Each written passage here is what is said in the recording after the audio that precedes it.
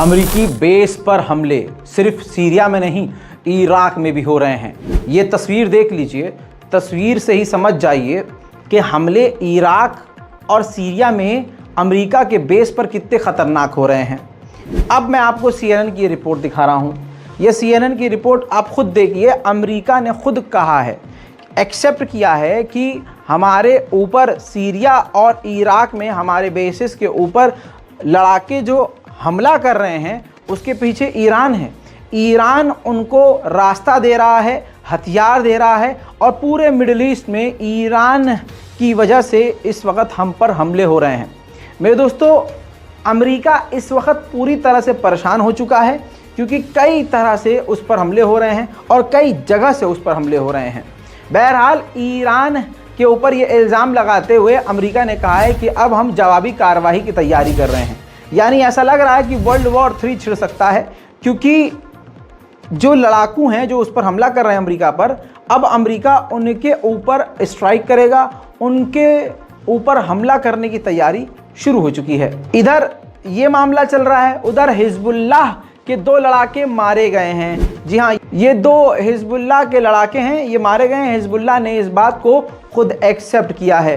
तो यानी आप देख सकते हैं कि इराक में भी बवाल चल रहा है, सीरिया में भी हमले हो रहे हैं, इधर लेबनान भी पूरी तरह से जंग में कूदने वाला है।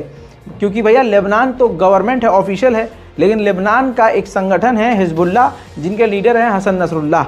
उन्होंने पूरी तरह से इजराइल पर दे दनादन लगातार हमले किए हैं और अगर माने हकीकत तो इजराइल ने भी पूरी शिद्दत से हमला करने की कोशिश लेबनान की कई टेरिटरीज़ यानी गांव के बाहर के इलाके में की है, जिसका रिजल्ट यह है कि लेबनान और इजराइल सीधा जंग में आ चुके हैं। उधर ब्रसल्स में यूरोपीय यूनियन की बिल्डिंग के बाहर ये देखिए, हजारों लाखों की तादाद में लोगों ने प्रदर्शन किया। उन्होंने यूरोपीय यूनियन से, EU से डिमांड की है कि जो इस जंग में आपका किरदार है, आपकी साइड है, उसको बदलें और गाजा का साथ दें, फिलिस्तीन का साथ दें और उन पर हमला बंद करवाएं।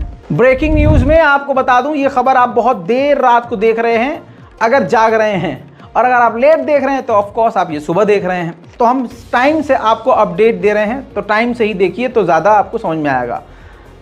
टाइम से देखना ज़रूरी इसलिए है क्योंकि तरतीब यानी सीरियल बिगड़ जाते हैं। आप एपिसोड देखते हैं तो फिर एक बीच में 4-5 एपिसोड आप न देखें तो फिर उसके बाद कहानी समझ में नहीं आती है।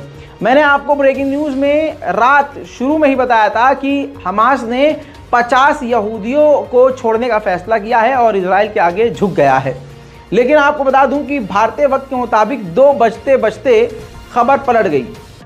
हमास ने ये डील रद्द कर दी क्योंकि इजराइल से इसके बदले वो फ्यूल मांग रहा था कि बॉर्डर पर जो फ्यूल आए हुए हैं आप वो फ्यूल हमें आने दीजिए।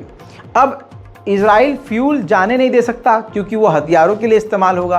बहरहाल, तो ये डील कैंसिल हो गई है। हमास ने यहूदियों को रिहा नहीं किया है, 50 कैदियों को रिहा नहीं किया है, डील रद्द हो गई है। कतर भी इस बातचीत को करवाने में फेल हो गया है। इसके बाद भारतीय वक्त के मुताबिक रात 3 बजे एक बड़ी खबर आई। खबर यह आई कि हमास ने कहा है कि हम इंतज़ार कर रहे हैं यहूदी मिलिट्री का, इजरायली मिलिट्री का, IDF का, कि वो हमारे इलाके में गज़ा में घुसे, हम उनको मारेंगे, किडनैप करेंगे। ठीक इसी तरह से ये तस्वीर देखिए, हमास ने जो 2 यहूदियों को जो रिहा किया था, इनके पास डुअल नागरिकता नहीं है, ये सीधा सीधा यहूदी हैं और इजराइल से इनका ताल्लुक़ है। आपको बताऊं कि इस वीडियो में हमास ने दिखाया है कि किस तरह से वो उनको चाय पिला रहे हैं, उनको कपड़े दे रहे हैं, उनका ध्यान रख रहे हैं, उनको जो चोट वोट लगी थी उसका इलाज भी किया है। यानी पूरी तरह से इजरायली प्रोपेगेंडा, वेस्टर्न प्रोपेगेंडे को जवाब देने की कोशिश हमास ने की है इस वीडियो के ज़रिए। चलिए अब